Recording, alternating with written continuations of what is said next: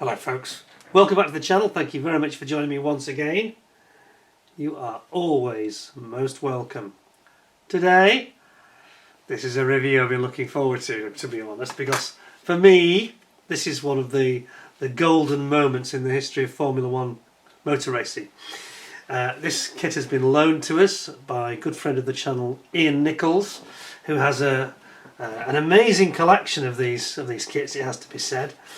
He's got a bigger collection of them than I've got, that's for sure. And it's a particularly significant car in the history of F1. So it's they call it the Tamiya, obviously, 12th scale. They call it the JPS Lotus Mk.III. I don't know where this Mk.III thing came from. Everybody else has always known it, as far as I can remember back, it was known as the Lotus Type 78. Now 78, this is a slightly confusing thing, because 78 means that it was actually campaigned in the 1977 season, because at that time they tended to be a year ahead. So in 78 it was Lotus 79. We'll come back to that car later. But this is the car that changed literally everything. If you've never heard of it, you may recognise the logos, and you may recognise the livery, but you may not understand the full significance of this car. This car was the first truly ground effect aerodynamic Formula One car in history. Now, the Lotus company, of course, was founded by Colin Chapman in the 50s. He had already had massive successes with his cars. One time I think he had Coopers at the start of his history. Forgive me, I'm not trying to be a historian here. But he then went on to form his own car, and he moved on from Cooper Climaxes, and they started to call them Lotuses and build them themselves. Also, they're the first people that actually bolted the engine and gearbox to the front of the chassis to create a monocoque, basically. So the driver sat in a tub that's bolted to the engine and gearbox as a structural member, and they call it a monocoque from then on. Now, Chapman's cars were notoriously very successful. They were always very, very light. Chapman's favourite phrase used to be, just add lightness. Unfortunately, sometimes he added a bit too much lightness, and we had a lot of problems. I can't remember the year now, was it 70 or 71, where they were at Montjuic in Barcelona, Spanish Grand Prix. And I think both Graham Hill and Jochen Rindt both suffered rear wing failures, because they had these. This is when they had the rear wings up very high on stalks. All a bit silly, to be honest. All got a bit out of hand, and they were on these very thin stalks made of aluminium, which eventually, after many laps of loads and pummeling, failed. Rindt got his nose broken. Some horrible pictures actually. Rindt with his nose broken, all bleeding, being rescued from his car. And he went on, of course, to win the world title posthumously, but that's another story for another day. Back to the 78. So what happened is, basically, Chapman had a great run of success with drivers like Emerson Fittipaldi. Of course, before then it had been Jim Clark, who was sadly killed in 1968. And he'd made his mark already, but they kind of lost their way a little bit in the early 70s. They had the Lotus Type 72, which I mentioned, was a big success for Emerson Fittipaldi, and of course he left the Lotus team, went to McLaren, and then ultimately went off to form his own team, which was a bit of a mistake, but anyway, that's another story as well. But the Lotus 72 was very successful, and until you got to sort of the 73, 74, it started to lose its shine, and it was being outclassed then by the Ferraris. And other customer teams that had DFV engines, like McLaren, of course, were just outclassing them, and they needed a new car. So they brought out this 76, and then that wasn't very successful. Then they brought out the 77, which was kind of and I had the Scalextric ones of these as well, by the way, and they were kind of quite a small, nippy little car, but ultimately kind of maybe outgunned by the Ferraris in terms of power, of course, and just not having enough assets or attributes to match the Ferraris' sheer grunt and torque from their engines, even with the great Ford DFV Keith Duckworth designed engine, the V8 engine. And it was clear that Chapman knew that they had to find something else, and they had to find something that Ferrari didn't have, and that was in the aerodynamics department, because Ferrari used to say He used to laugh and say, you buy my cars on his road car division, you say, you buy one of my cars for free, I give you the car for free, but you have to pay for the engine. And Ferrari was all about engines, yeah. And he regarded aerodynamics to be trivial and insignificant. But Chapman was about to prove him wrong. Now, Colin Chapman was a genius guy. He'd come up with a lot of these things, as I say, already many innovations, like the wings. Advertising was another innovation of his. And the monocoque chassis. That's at least 3 things we can name. But this was the most significant of them all, the ground effect car. And it's said that he was working with Tony Rudd and Peter Wright, and there's another chap involved as well, name escapes me. And they were playing around with these designs in the wind tunnel, trying to come up with basically to find a way to give the car greater grip. And almost by accident they discovered that if they shaped the underside of the side pods, that they could create this venturi effect, whereby you had an inverted aeroplane wing. So you had negative lift instead of lifting up like on an aircraft. This would make the car hunker down. And what this meant was, going into a corner with this effect going on, you could get 15-20% more speed without any danger, without any added dangers in the middle of a corner, because the car just had this extra grip from the aerodynamic forces pushing it down, which meant it was just able to go quicker. So they then started experimenting around quite a lot. They developed a couple of systems. They developed brushes down the side, because the biggest problem you have with this system, we'll look at it in more detail in a minute, but the biggest problem you have with this system was keeping the air under, because what happens if it bleeds out as you slow down or as you're in a corner, air will just bleed out and you lose the effect very quickly. So you need to keep it, you need to keep that tunnel to the ground sealed so the air can't go anywhere but back. You only want it to go backwards. And then it is pressurised into a low pressure area, squeezed in this gap of the shaped wing effect underneath, and that creates the negative lift and pushes you down. So they started experimenting on the Lotus 78, which we'll talk about in more detail, and they use these brushes, almost like like sweeping brushes almost. These fine, like a runner of brushes. But they weren't very effective. They were soon affected by stones. They just weren't consistent. And then they developed the sliding skirt. And this is where Formula One takes a major a major crossroads, you could say. The sliding skirt, which Chapman and co developed at Lotus, became the norm. And then the year after this car, they absolutely refined it with the Lotus 79, which had a long, full side pod length sliding skirt all the way down the side, and it actually dominated Formula One. Now, this car didn't dominate Formula One, but it was very successful. And it was it looked a much bigger, bulkier, beefier looking Formula One car, because it has these big side pods, which is the secret of the car. Anyway, let's just read you, before I get into the kit, let's just read you again. This is, as I say, Ian Nicholls has very generously loaned me this, and I'm going to. He's also done this thing where he's downloaded the same issue as last time. I think he bought most of these from a Japanese eBay site from Japan. So they came with these all Japanese instructions, but again he's downloaded the American ones. So I'll just read you what it says, because they're much briefer here and it's much more appropriate. So it says in 1976, you might cover some of the same ground, but bear with me. In 1976, Lotus introduced the Type 76 as the successor to the Livery 72, but whilst it was technologically more advanced, it did not achieve any good results. Various attempts were tried to make the car more competitive, and they developed it into the Type 77, but this only managed to win one race, which I believe was the Japanese Grand Prix with Andretti, the one where James Hunt won the title in 76. That's the race it won, I think, if memory serves me. I think that's the race it won in the rain. It goes on to say, with winds proving elusive, Lotus decided to develop a completely new car for the 1977 season, taking the wedge-shaped styling of the 77, but evolving it into the new Type 78. Lotus was an early proponent of aerodynamic research in motorsport design, and the new designed Type 78 reflected this change. The wedge-shaped body featured side pods with undersurfaces shaped like an inverted aircraft wing. to enable the body to generate downforce. Movable rubber skirts, oh, they're saying rubber skirts, so that's a third. So rubber skirts, we had these brushes which were hopeless, and then we had the sliding ones that had ceramic on the bottom.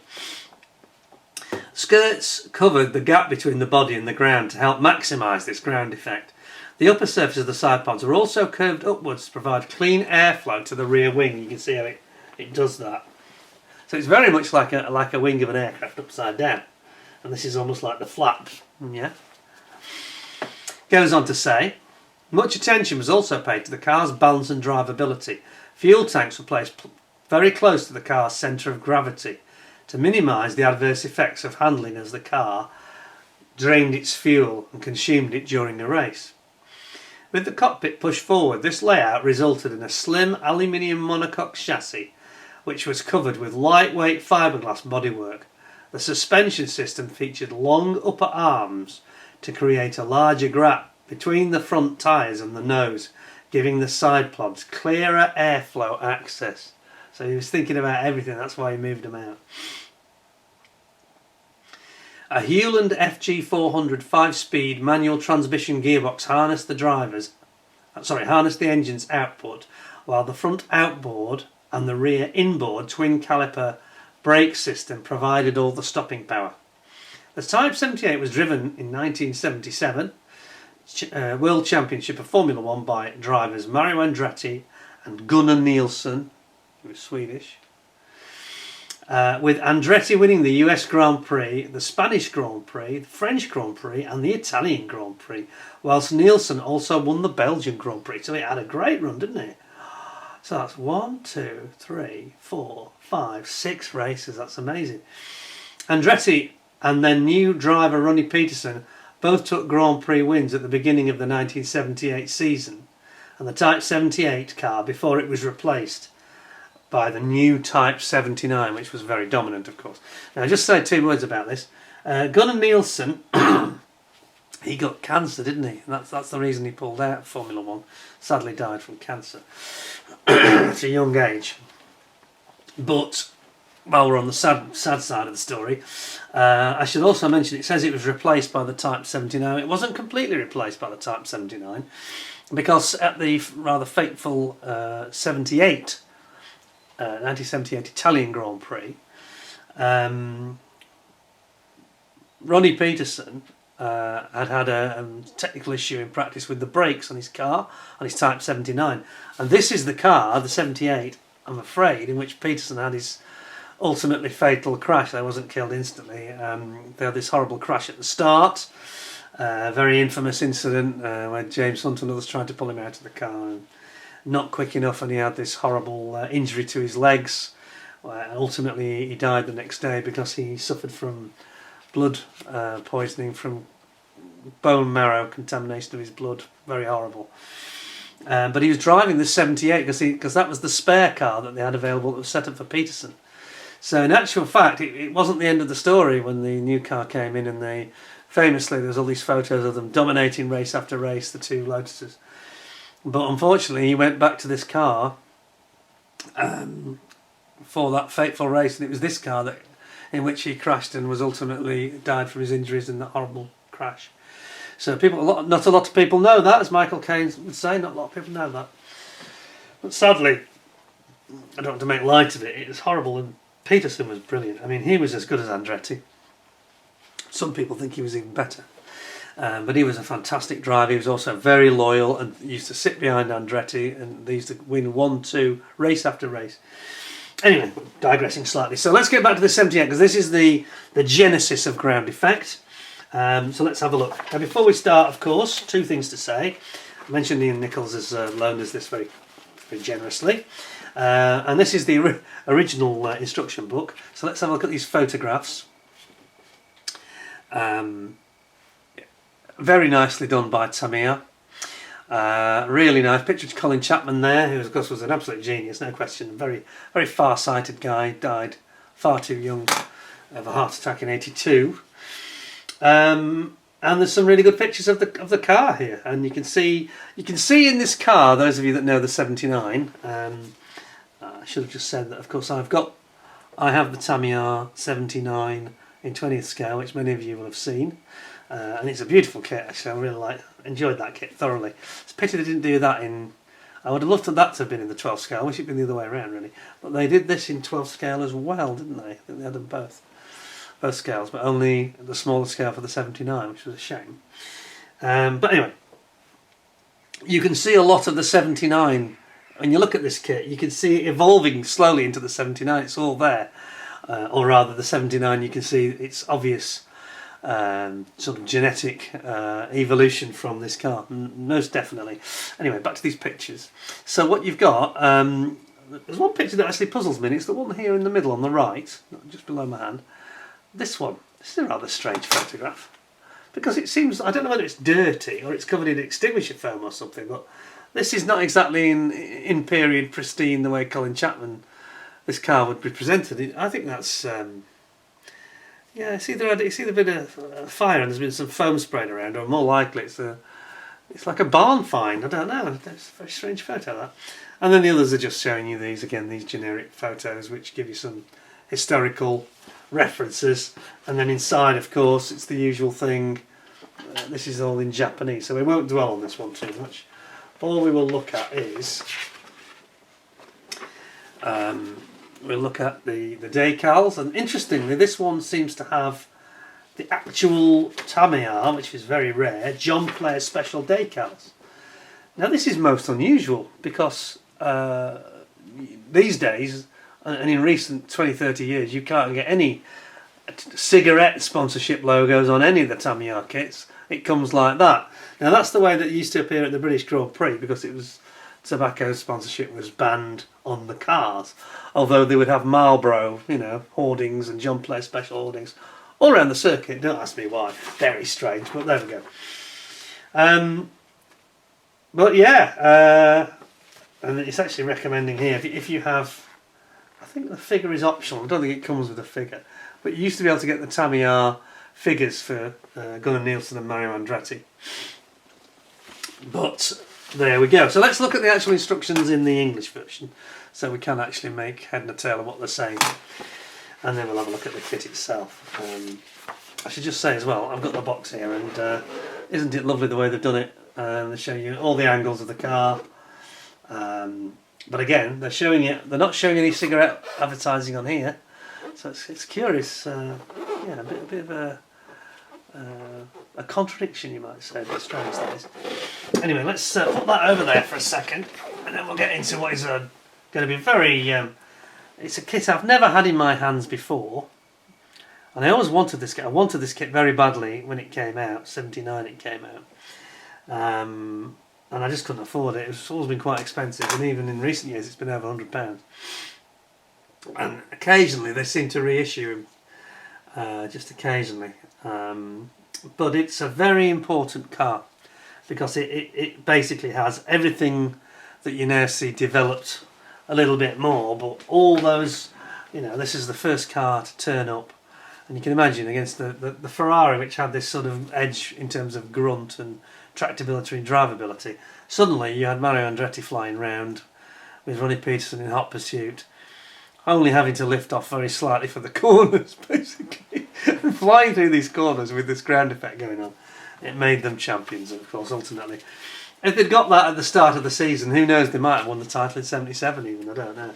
To win 6 races, they did very well, didn't they? Anyway, just show you this. There's some nice some nice photos here, including, that's testing at Silverstone for sure, I can tell by the photograph.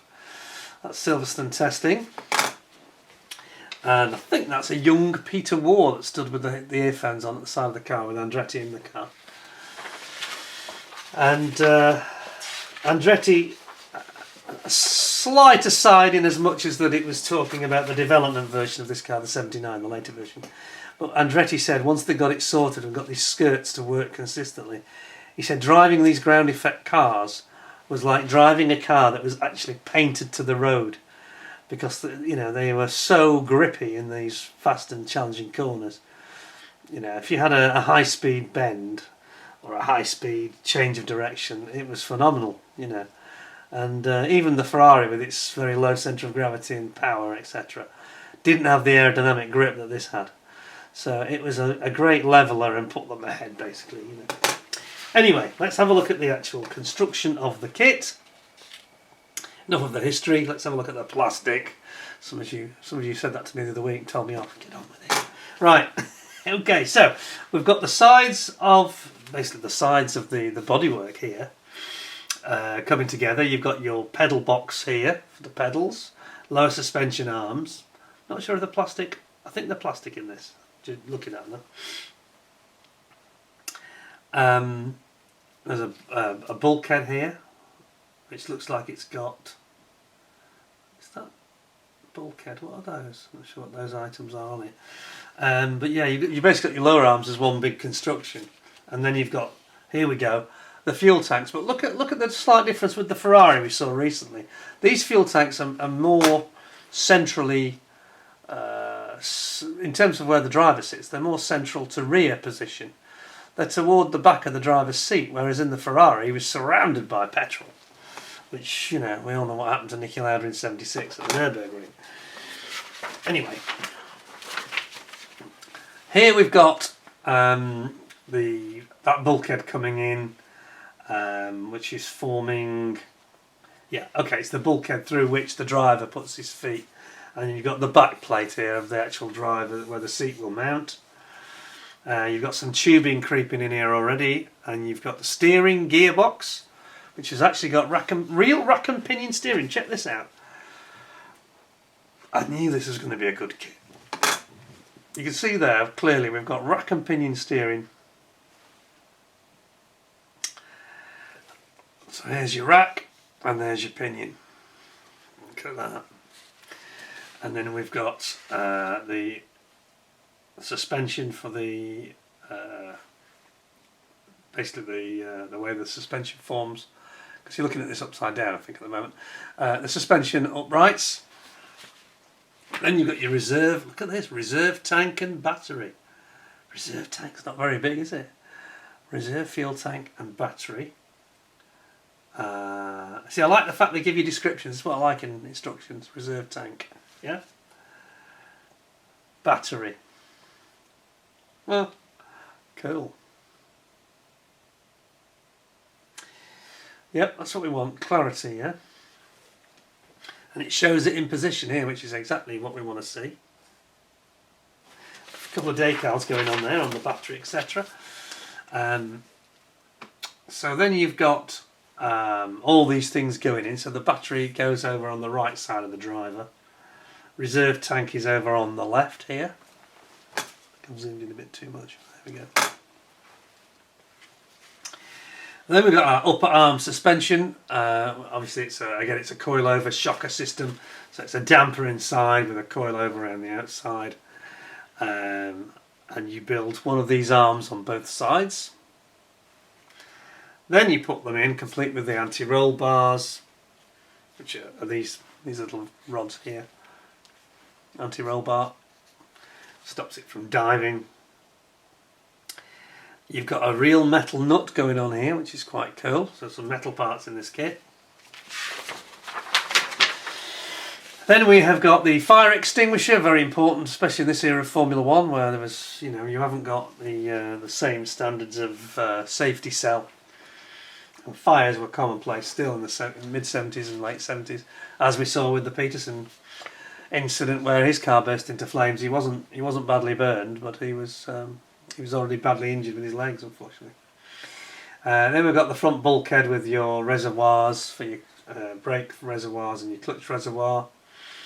Putting that front bulkhead onto the front section, I should say. Those two sections. So you've got your reservoir bulkhead and then your main front bulkhead, complete with the fire extinguisher at the front. See, that fire extinguisher, that's a relatively recent addition, I think, in Formula One at this time. I don't think that was commonplace. I'm not sure if anybody else was doing that in the nose like that. Anyway, then we got seatbelts. Now I understand this has got a PE seatbelt set somewhere within this kit. Although I didn't see it when I opened the box, interestingly, so we'll have to see. Maybe I've missed something. Is it in here? Is it in there? Sorry, I'm just checking. Or is that an option? Sorry, I'm just going to jump around here for simple reason. I've just noticed that there are some lovely photographs that we didn't see. So here again, we're at Silverstone. This will be in the spring of '77, I think. Gunnar Nielsen here, who sadly we lost to natural causes. And then here you see now we've got the John Player Special, which I don't think is Brands Hatch. I think that's at Brands. Interestingly, so you've got some nice photographs there. I really came to this because I was looking to see if we had any seat belts, which I can't see. So we'll come to that later perhaps, but they're certainly telling you to build up your seat belts here. Bit fiddly, I've got to warn you, I've done these myself. They are fiddly as hell, really are. Got to use lots of PE and I hate it, to be honest. But when they're done, they look absolutely amazing, I've got to say. Then we've got the main cockpit. We've got the driver's seat going in with his steering wheel. We've got fuel pump. This is so realistic. Every detail is there. The fuel pump, look, that goes to this goes to the reserve tank. There's your reserve tank assembly you've already done. Fuel tube. There's still a lot of fuel in proximity with the driver, and this is obviously what happened when Peterson's crash occurred. There was something ruptured and there was fuel everywhere. The gear shift lever. And then you've got all these fuel tubes and how they should be positioned on the auxiliary, with the fuel pump and the auxiliary fuel tank. Very realistic, isn't it? You've got your radiator attachment here, building up your radiator. I think there's some PE involved in that, I think. And then putting those on either side, at the front of the side pod, complete with all your cooling ducts here. I just wanted to say as well that you'll notice as I go through this kit that it is, you can see even the kit is like a different generation really to that Ferrari we saw, which was from 2, 3, well at least 3, 4 years earlier than this kit. And you've already got here, they updated it I think in the 1990s, 2000s, adding PE, because I don't think that was in the original kit. Little bits of PE coming in it and all that stuff, you know. So interesting to see what we've actually got included, but it does already feel much more modern as a model than the other one did, the Ferrari did. Anyway, we're now building up the top here of our, this is now the monocoque, and you've got the driver's rollover hoop here and the support brace. You've got your instrument meter panel, and you've got your, this is a trim lever for, I think it's brake balance, it's the brake balance bar for adjusting the brake balance trim. And then you've got your instrumentation over there. Now you're going to build up your Ford DFV V8. Keith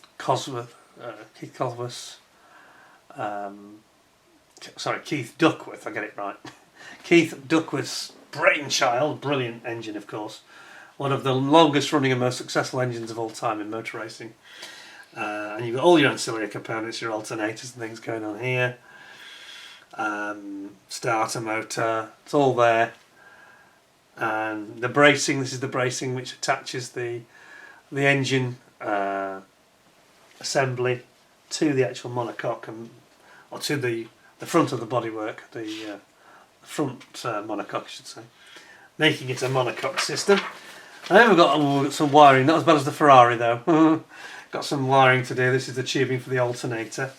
Still a little bit tricky though. You're going to need to have make sure you've got your optivisor magnification specs on. And then here we've got all the injectors are going in here for the V8, and then you're going to have ultimately the trumpets, which are all attached together here. They're not separate like they are in the Ferrari. Trumpet arrangement goes in, so you've got your air intakes because you've got air filter going on the top. Is that mesh? I think it might be mesh, not sure. So that all goes into there, and then you've got to bring it all together on the top, complete with your ignition system down the middle of the V, and that's what it should look like when you're done. So tricky, but it does look nice, doesn't it, when it's finished? Completed V8 Cosworth. Then you've got your Hewland gearbox going in, longitudinal gearbox this time, not like the Ferrari's transverse. and you've got your oil reservoir tank here, which actually goes between the gearbox and the engine, in fact. Yep. And then we've got the rear inboard brakes. Now, this is an interesting point to make here. Something very strange occurred in Chapman's design philosophy. This was a very logical move for them, worked really well. They adopted it onto the 79 as well. But in 1979 itself, the year after they won the title, they then went back to putting the disc brakes outboard on the wheel hubs. And this was the car that was still the 79. They only made a few mods to it, but they evolved it in the wrong direction. And I think this was one of the reasons that they started to struggle, because its weight distribution wasn't the same. And Andretti complained it didn't feel as good to drive, wasn't as planted on the road. This is one of the reasons, because instead of having these inboard discs like you've got here, they moved them out, and they moved a lot of weight out to the corners.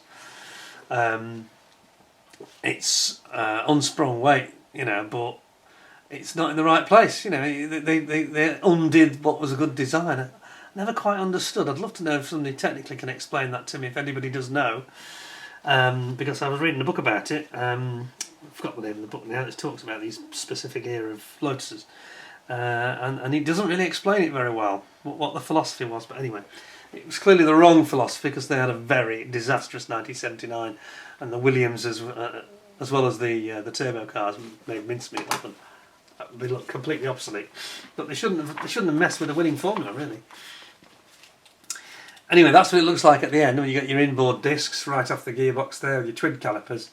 You can see the calipers, piston calipers here.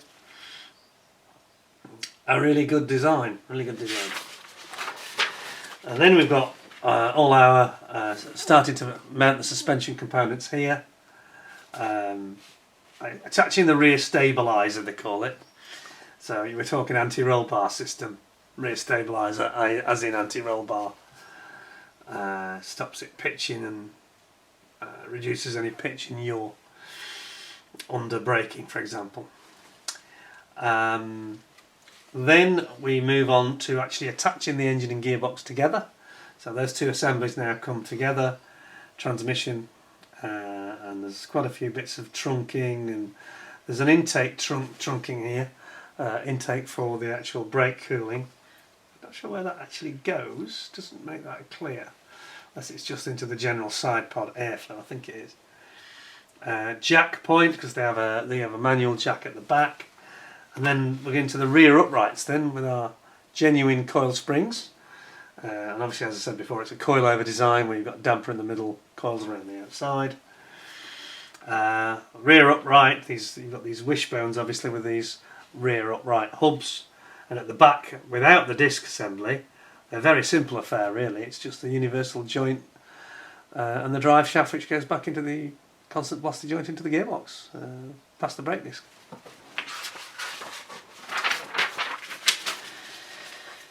And here we're going to actually, sorry,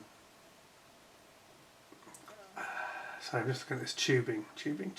Yeah, we're actually attaching our uprights, suspension actually into the drive shafts, straight into the gearbox as I just described, and then you've got all of your exhaust manifold. Has a pretty straight, simple exhaust system. It just comes out, goes literally straight out the back once they all gather together in the manifold into one tube, and then straight out the back. Over here, then we've got our anti-roll links on the uprights, and we've got a fire extinguisher. Okay, this is again another fire extinguisher. Didn't used to see this in the prior days. So this is another one that obviously was used at Monza when they had the tragedy. Extinguishers mounted on top of the engine, and then ultimately you bring the engine and the front of the chassis together, making it one single monocoque. And then we're going to scoot on down the front, and it has a radiator, cooling radiator down the front as well. I noticed with interest, I don't know if you spotted this, it seems to have a twin in this photograph. It seems to have twin extinguishers. See that? 1, 2. Well. It didn't actually ask you to do twin in the model, did it? Interesting. Perhaps that was a later development or something. Anyway, you're attaching this radiator into the front. There's a bit of PE again there. Then we have the air intakes in actually at the front of the side pod, and they have these shaped, quite aerodynamically shaped intakes, all very, very advanced for 1977. This is looking pretty good. You can see there how shaped they are and how aero they look. There's also a little bit of sort of ducting here for some of the air that comes in ahead of the radiators, ahead of the side pod. Then we've got our front brakes building up the discs, and of course we'll have a nut in here. Where is it? There's the bolt rather than a nut. I think the nut on this case, on this model, the nut is on the wheel itself. But you've got your very aero, very modern looking brake ducts and your twin calipers for your discs. Here again you can see it in exploded view there. Quite a few parts. It's not straightforward. And then you've got your threaded screw here which goes through, and then ultimately they just basically clip into the front suspension. Simple as you like. And of course it now has steerable front wheels. Going back to the back again, we have the transmission oil cooler, a little radiator for the oil, and again we're going to build a special wrench. This is the one that's going to put the wheels on for us, attaching the oil cooler, which goes basically between the end plates of the supports here, the support end plates of the actual rear wing supports. Your intercooler for your oil just sits there. Then we build up our wheels and tyres.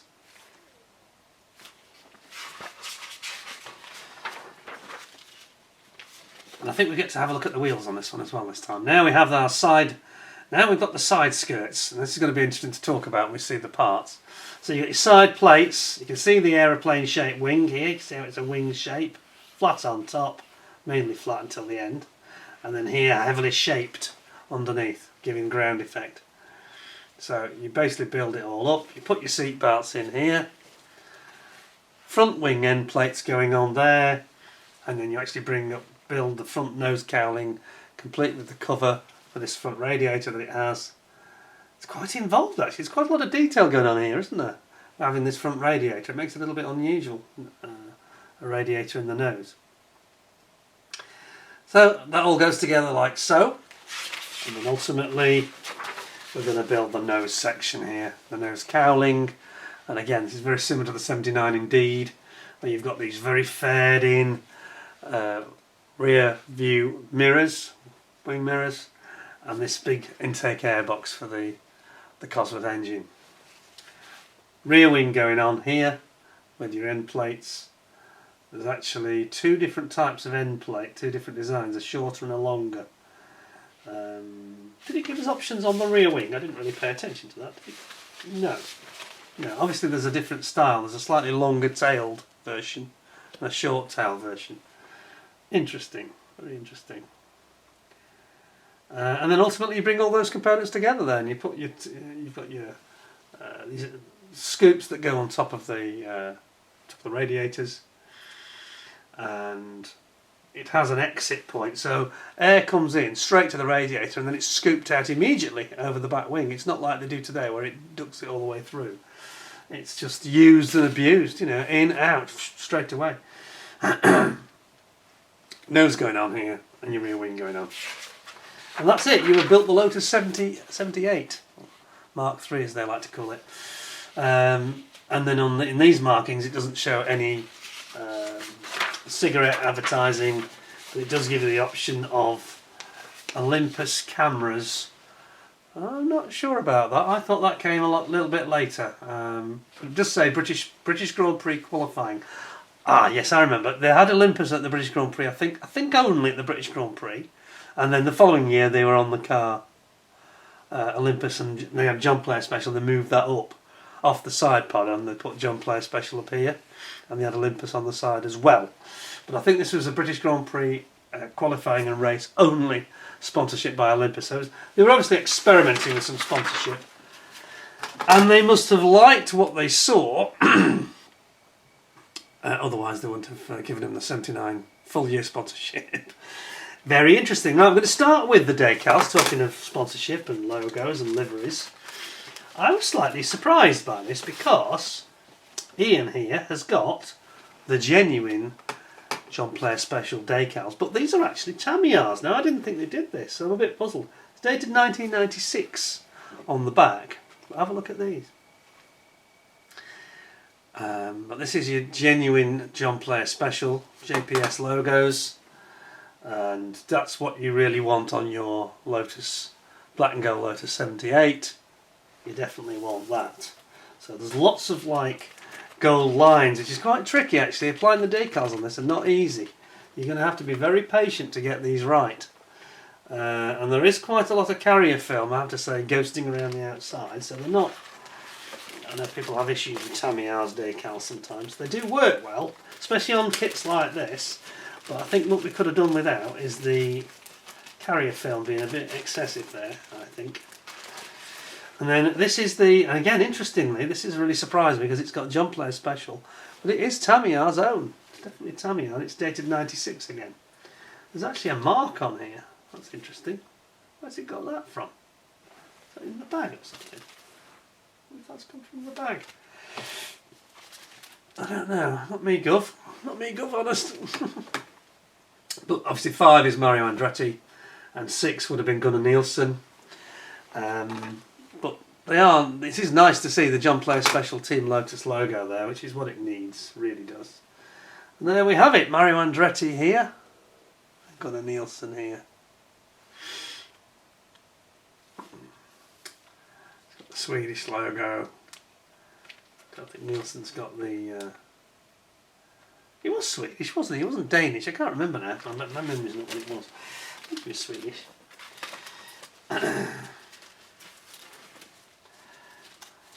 Somebody's going to correct me. Probably Ian. Going to say, what are you talking about? I am working purely from memory though. I haven't been spending 14 days on the internet before I did this. Purely from memory, because I was there at the time. Sadly, I didn't actually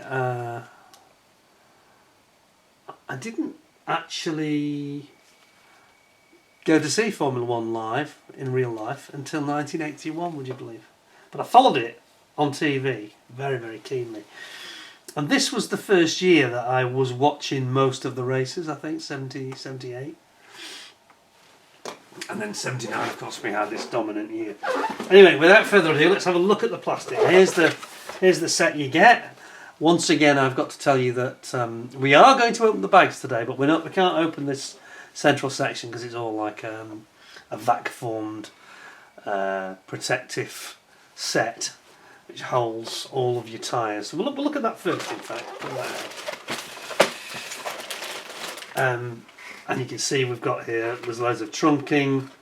Never did quite establish where that trunking went to for the trunking for the rear brakes. It went forward, didn't it? But it wasn't made clear exactly where it went to.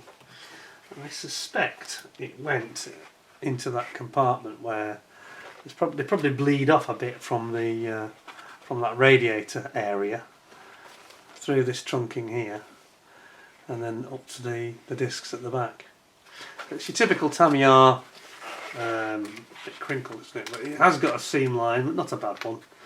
It's very similar to the other one we saw, the Ferrari, which has got clear fuel tubing and black electronic ignition tubing. And again, there are screws and bolts. And we've got our coil spring suspension. They don't give you a tweezer tool this time though, which is a little bit of a shame, like they did on the other one. So we're missing that bit. What I don't see in here, I don't see any, I don't see photo etch or seatbelt set, which is kind of odd. They mentioned it in the instructions. I don't know, very strange. Maybe it's an option. I'm going to check that now because it's got me slightly baffled. It mentions photo etch, but I don't see any. I think there's an optional extras pack you need to buy to get that. Let me just see if it actually says when the seatbelts appear what the mention was. No, it says attaching seatbelt, as though it's included. Don't know where. Not here. Perhaps there are different versions on different issues, and the later issues when they've reissued the kit. Because I've had this Tamiya set myself of seatbelts, so I think they're including that and a bit of photo etch as an extra that's not in this actual issue. Because this is an older one, you can tell this is. I'm not saying it's absolute original, but it's got to be 20 odd years old, I think. It's just got that look to it. It's not absolutely the latest reissue, you know. Anyway, enough talking. Let's get looking, and this time we're going to open the bag, because this time they're all just stapled. So what I've done, I've whacked the staples off. I'm going to take a proper look, because it's a little bit frustrating with Ferrari that we couldn't see it in more detail. There's a part that just fell out. Where's that come from? Wasn't me, Gov. That was loose. You opened the bag. Get it off. Anyway, we won't lose it. It's one of those parts. I think it's that fuel pump actually. Zoom you in so you can see this before I put it safely away. I think it's that fuel pump. It just dropped out of the bag. Yeah, I think it is. Come on, Zoom. You are slow, aren't you? Yeah, there we go. It's the fuel pump, I think. So put that safely back in the bag because we don't want to lose that for any circumstances. Then we have got, and I've answered my own question. Now this is interesting because this is the mesh that goes on top of the trumpets for the Cosworth engine. Now on the Lotus 79, which I've got, that was actually a very, very fine metal mesh piece. It was brilliant, it looks fantastic. This is obviously an earlier tooling, you know, this is an older kit. And they've gone for this sort of a moulded plastic one, which is not quite the same. They've done it well, but you can see how it's evolved with that new Lotus 79 kit. So that's your mesh that goes on top of your intakes for your engine. Then we've got all the Hewland gearbox side plates. We've got looks like the main fuel oil pump, I think it is. Oil pump, yep. And then we've got all these components here, which are things like your alternators and hydraulic control system. That's the alternator there, isn't it? My thumb is, I think that's the alternator. Lots of connections and unions here. Here's your intercooler for your oil at the back. We've got the fuel injectors here, and we've got parts of the I think it's the front suspension, the coilovers, dampers. So that's all very nice, lovely, all in the right colour as well. That's one. Then we have got our suspension arms. Now I don't wish to be rude, but these do seem a bit crude, especially compared to the later kits when they're done in metal. I say crude because if you look, there's quite a lot of ejector pin marks on them. Now they're obviously not where you're going to see them. I'm sure that those will be. And you would see them if you shone a torch around, I think, wouldn't you? Because they've got them all over the place there. And this was one of the criticisms of Tamiya of old. Some people don't like their ejector pin systems and they don't like the decals. I'm a bit surprised that that's quite crude looking actually, if I'm honest. You've got all these anti-roll bars, they're quite well done. And I've used these on the other kits, they do work very well. There's your rack and pinion, or your rack I should say, your steering. And that's the pinion there, can we see that? See if I can get a bit closer. There's the pinion, your rack and pinion steering. That's quite impressive. Then we have got, then we've got this bit with all the bulkheads in it. So this has got the rear wing support. Now this here it's big, isn't it? Look at the size of this. That's the support for the rear spoiler, the rear wing. And you get your bulkhead at the front, and then you've got this is the back of the fuel tank, where the seat ultimately goes against this bulkhead here. Well, that all looks very nice. It doesn't doesn't quite have the cleanness of the mould that the new ones have from Tamiya. Then we're going to look at some silvery parts. We've got some. So this is now this slightly looks crude, but I'll explain. It doesn't matter because you're not going to see it. This is the trumpets here for the engine intakes for the cylinders. Bit crude looking, but they don't doesn't matter. I almost wonder why they made them chromed actually, because you've got those mesh covers that are actually plastic, as we just saw. So that goes on top of here. This will be covered over, so you'll see it like that at the side, like that. That's what you'll see. Then we've got our wheels. Now these are much nicer chromed and finished than we saw with the Ferrari, with the other kit I reviewed, where they were a bit duller, and the chroming generally wasn't quite that special, I didn't think. This looks really nice, and it's very appropriate because on the Lotuses they were super chromed like this. They had gold inner spokes on the wheels, and the outers were very, very shiny like this. Proper bling. So that's that one. I'm sorry, that's another bag. Bear with me a second on that. So those are really nice. So far so good. Then we have got some of the black plastic. Now we're getting into the serious bit now. Big parts here. There's another part that's off the sprue here. What's that? I think it's maybe just. I think this is the tool actually that you make to take the wheels on and off. So I don't think we need to worry about it. We mustn't lose it though. Ian will be cross. And send me a bill probably. Okay, so this is now very interesting to me because we're getting into the aero parts, and we're also getting into this thing I've talked about, when you can, people have put off these models because they're very glossy and it's hard to paint them. Well, we've got some really nice plastic coming in now. Do you need to paint them? Do you really? You might not have to. Look at this. Now, I know what you're saying. You're going to say, yes, but there are some minor flaws in the plastic. Well, that's true, but when you've got your John Player Special logos running through there, that will be much less noticeable. And it is very smooth, in fairness. It's super smooth. And then you've got these lovely intakes, which I didn't actually realise they were shaped like that. So that's the only, that letterbox opening there is the only intake into the side pod for the radiator. It's pretty small, so it's very aerodynamic, These are the exits for the same at the other end of it, on the other side of the radiator, on the top of the side pod. And then you've got your side pod end plate of the side pod here, which again, you could almost get away. There's a few tiny marks on this because it's obviously a little bit older, but I think you get away without painting this if you really wanted to. We've got some. You could almost just give it a polish with some fine Tamiya polish, and that would, make it really nice. Almost a mirror finish. Because they finished that very well. Then we've got some more of the business end. So here we've got our steering wheel. And we've got the pedal box here, all the pedals. And then we've got our fire extinguisher. I think this is the main engine one, the big one. You've got your distributor cap there. See that? That's pretty cool, isn't it? So that might help if I just put something behind it, so you get a feeling for. There it is. See the distributor cap?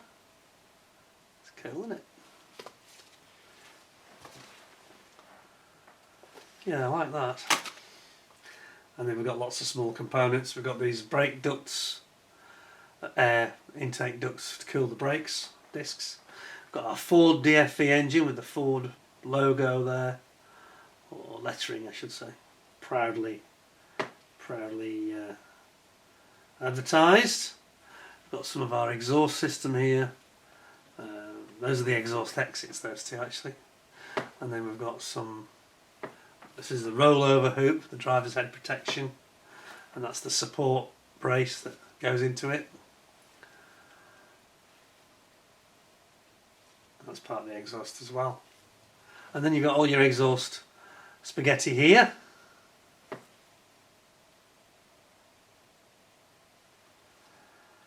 Yeah, brilliant.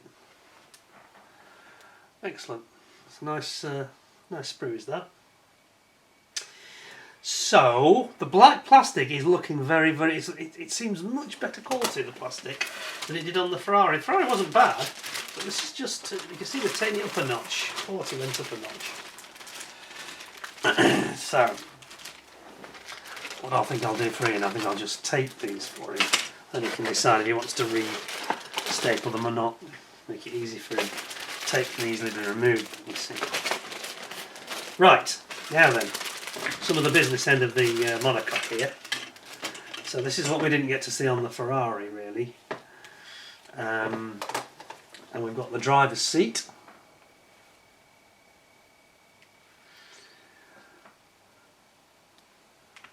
Which is obviously they're shaped to the individual driver, they're moulded basically. They do a seat fitting where they, I think even then they would do something similar to what they do now, where the materials might be different, but the same basic thing where the driver would sit in and they would then shape a seat probably out of warm plastic or perspex, something like that, and he would sit in to make sure the shape was correct. You've got your constant velocity CV joints there, universal joints, not the joint itself but the rubber gaiter I mean, that goes on the outside, as you see on your own cars at home. And then you've got various other small items included. Then on the other sprue, which is big, very, very big indeed, we've got the main chassis. Now this is you can see the profile of this. This is the aerodynamic underbody, which forms the ground effect area here. So the air gets squeezed into this small gap. You see the gap effect by how it opens up at the back. And then obviously with the skirt down the side, the air's got nowhere to go, but it has to be squeezed, and that creates the low pressure, hence the downforce. Here's your fuel tanks, and as I say, they're a bit more further back than they are on the Ferrari. And there's the side panels for the main chassis as well. It's quite nice, isn't it? Yeah, it's a really gives you a good feel for how it all works and what it's all about, to be honest. I think it's anybody that wants to learn a bit about ground effect, this is probably the model for you. Just wish they'd done a 79. I always felt that. It's such a beautiful thing, the 79 is. It's like this, but with all the ugly bits trimmed out of it. It's quite a graceful looking thing. Elegant. Right, that's that one. Just pop over there. Then we've got our main engine, Cosworth DFE engine, the main components which are here. So you've got your main cylinder block and you've got your cylinder heads. Obviously you've got the V, which is it 90 degrees? I can't remember now. It's about 90 degrees, isn't it? And you know, the angle of these engines over time gets played around with quite a lot for lots of different reasons. To suit packaging or to suit cooling and all sorts of things. But there you can see we've got the got a couple here of the what's that, damper? I'm not sure what those are actually. Those. And then you got the heel and gearbox over here as well. Gearbox casing. And the exit where the drive shaft's coming out of the gearbox. The main gearbox casing is here, of course. And you've got your main engine block here. Back end of the heel and gearbox where they have has the rain light at the back. Various ancillary components there. Fuel pump, oil pump. And then you've got the sump here. This is the underneath of the engine. Obviously that's the other side of the V.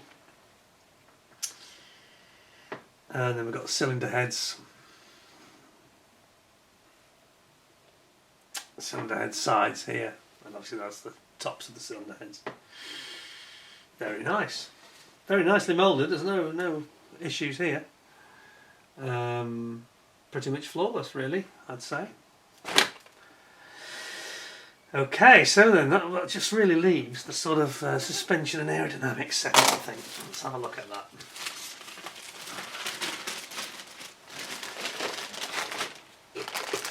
So, I think we'll go with the suspension first.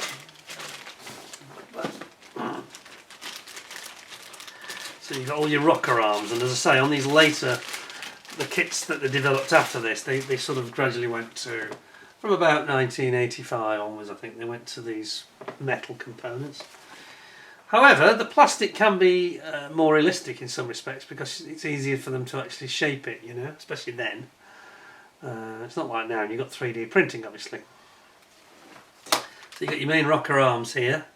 That's the rear, or is that the front? That's the front ones. Yeah, it's these big wide rocker arms at the front that pushes the wheels out to give it that wide track for the aerodynamics going into the side pods. And then we've got our hubs here, wheel hubs. And whoops, careful Peter, careful, that's it, got that back nicely. There's a little bit bent on the sprue. And then we've got various parts. These hoops here, these two hoops, they hold the exhaust in position. And then you've got a couple of little arms here for the suspension.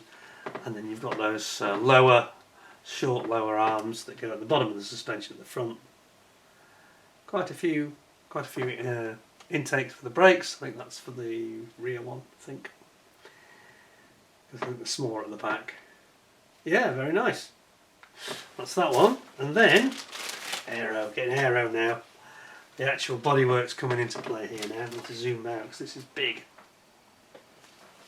So here you've got the main bodywork for, especially on these, you see an internal and external. So it's external here, here and here. That's external, and this is internal because it has another bit like a nose cowling on the top. And then you've got these. I mentioned about the different options you have in terms of the end plate of the rear wing. This is the big one, I think it is. This is the longer one. And then here you've got your cowling I just alluded to. The main cowling, complete with these flared rear view mirrors, which are all built in. And again, it doesn't come with any metal parts, does it? You know, they used to have these stick-on chromed mirrors. That's not included in this kit for some reason. Not in this example, anyway. This is the underside. Sorry, here, Peter. That's the underside of those mirrors I just mentioned. And then you've got this huge rear wing. Now again, look at the quality of the moulding here. The finish is lovely. Get away without painting that. Get your John Player Special logos on it. Valvoline, sorted. Nobody's going to say you didn't paint that. And again here, remember on the Ferrari we had some issues with metallisation on the wings and it all looked a bit roughed in places, to be honest. Well, there's none of that here at all. It's absolutely bob on. And there's this, I should point this out. This here, this bubble, blister, that's the side where it's where the gear change goes. It's to give them space to have the gear change and not whack their hands against the side wall of the car. Would you believe? I think they had it in the 79 as well. So that's all very nice. Very impressive. Lovely, lovely finish to that plastic. I mean, you could get away without painting that. I'm sure you would. Nobody would notice. But when you've got all your coach lining gold stripes all over it, you never notice that at all. Right, finally, last one. The last bag. I've really enjoyed this actual kit. I have enjoyed it. And you can see there's a big jump in quality from the previous one, I think, from the Ferrari. Now, last but not least, it says, separate. Trying to break up. Got another part trying to leave the sprue. Ooh, careful, Peter. We know what your track record's like. Snapping things. Don't even say the word. Oh, there's a part just come up. Where's that come from? That's the gear change. Where's that come from? Is that off this sprue or the other one? In a minute. We're just trying to find where this has appeared from. Not on the sprue. I didn't break it off. It just fell out of the bag. Where is it from? Is it from this one or is it from another one? Not spotting it. May have been from that one. Was it on this one? Any missing parts? Not that I can see. Not sure which sprue that's come off. We'll say it's off this one because it's come out of this bag. It seems to have. So I'll zoom you in. It's the the gear change knob itself. I was just saying about the blister to make room for the driver to be able to operate the gear change. without hurting his hand and getting, scuffing himself every time he changes gear. That is the gear change knob itself.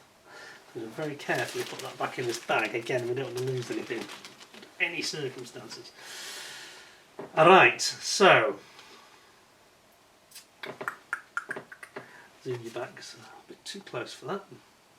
So what we've got here, we've got all the brake discs. I'm still puzzled by that gear change came from. I can't see any bit of sprue where it should have come off. Odd. Perhaps it's just found its way into that bag.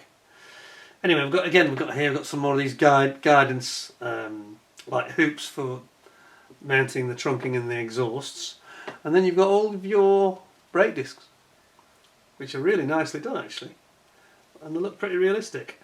Here's those inner spokes I talked about, which are painted gold for the wheels. So you just basically spray this all gold and your jobs are good. And then you've got those oil tanks at the back. Fire extinguisher, that's the one for the front I think. Goes in the nose. Here you've got your 3 reservoirs for the brakes and clutch. And then here we've got some more of the dampers, radiators. Again, there's no photo etch in this kit, so clearly those instructions allude to a later iteration or issue, which has got some extras included. And then we've got our brake calipers here. These are all brake calipers. And then with all this long stuff, this is actually just the tubing, the trunking for the actual cooling system going to the engine. Because it's quite a long way from the engine to the radiators. Radiators are well up front, engines at the back, pretty much. So that's why they're so long. This here is the outer box of the rack and pinion steering box. Yeah, very nice. I'm going to put that back in the bag so we don't have any disasters with that gear knob, which we must not lose. Definitely going to have to take these bags up for him. And then finally we have this very beautiful final black sprue with all the bodywork on it. Now it's got the nose piece here, complete with the opening for the radiator, and this is beautiful. This is almost flawless, frankly. I don't think you need to paint this model. I think you just slap those decals on, carefully obviously, get those decals on it, and I don't think you'd have any need to spray this up and have all the diabolical problems that can come with spraying a very high glossy finish. Because this is like glass. Beautiful. Much nicer than the Ferrari one was. And it just doesn't have the flaws in it. There's a little bit of sink mark actually. Is that sink? Yeah, I think it's a little bit of sink in the wings. But again, it's got sponsors' logos all over it, so I don't think that's going to be a problem. But the Valvoline logo across it, you're not going to spot it. It will look very, very nice. And actually, I've just realised it's actually underneath anyway. So that's not relevant. That's going to be underneath. You won't even see it. And on top, the wings are beautiful, those 2 wings here. Oh, it's gorgeous. Even the end plates look bob on. I wouldn't bother painting this. I just don't think it's worth the time or trouble. I just wouldn't. I just decal it. Maybe get a really nice clear coat. You have to be sure it's a good one. Maybe get some Gravity 2K clear coat, something like that on top of it, if you really need to. But I can speak from experience, if you just decal it, you'll get 10 to 15 years out of this before it starts to go off and starts cracking. As long as you don't put it anywhere near any UV light, very critical. Keep it somewhere where it won't get UV light and you'll get at least 10 years, no problem. So that's really impressive that the plastic is that good, and you can see there's a quantum jump from the Ferrari there. That is amazing. So I'm going to make sure we put that in the right way around so we don't scratch it against anything else. Keep that lovely finish away, just to the plastic bag. Beautiful. It's absolutely gorgeous, actually.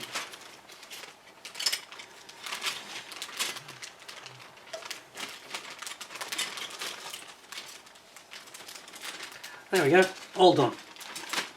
What a revelation. I really enjoyed that. Really enjoyed that. So what did I give the Ferrari? I sort of gave it sort of 9, 9.5, I think, didn't I, out of 10. Saying it was a bit of its time, you know. Well, this is of its time as well, but this is... It feels 5 to 10 years later than the Ferrari kit did, I think. So I'm glad I did them this way around in terms of doing the review. Really careful with this. Don't want those parts to disappear. So please be patient with me. So there we have it. The Lotus 78, or JPS Mk.III as they oddly call it. One of the nicest kits. I've enjoyed that more than most kits, actually. So thank you to Ian Nicholls. I really appreciate you giving us that.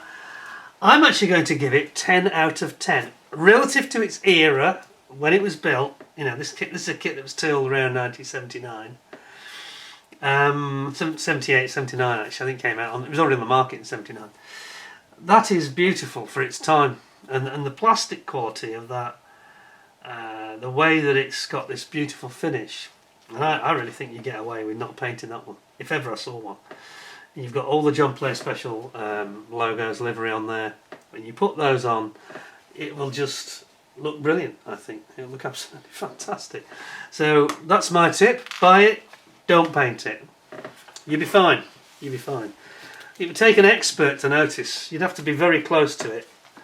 You know, even at Telford, I think it wouldn't be that obvious that it's not been painted unless you get your face really within under a foot. Then you might notice. Yeah, it's a stunning kit. I love the wheels. I love the realism. The tubing and all the trunking is there. The only thing it hasn't got is some of the things that are in this later issue of the instructions, which obviously was a reissue instruction. So it hasn't got any of the photo etch or things like that in it, or the seat belts. So you can really do with the seat belt set. You can buy it separately from Tamiya. So all you need to do really, I wouldn't bother with the photo etch, I'd just go for the seat belt set. Beautiful. So I'm going to give it 10 out of 10, as I say. Hope you'll give me 10 out of 10. Thank you very much to Ian. Very generous of him to loan and trust me with his kit. Let me open the bags as well this time.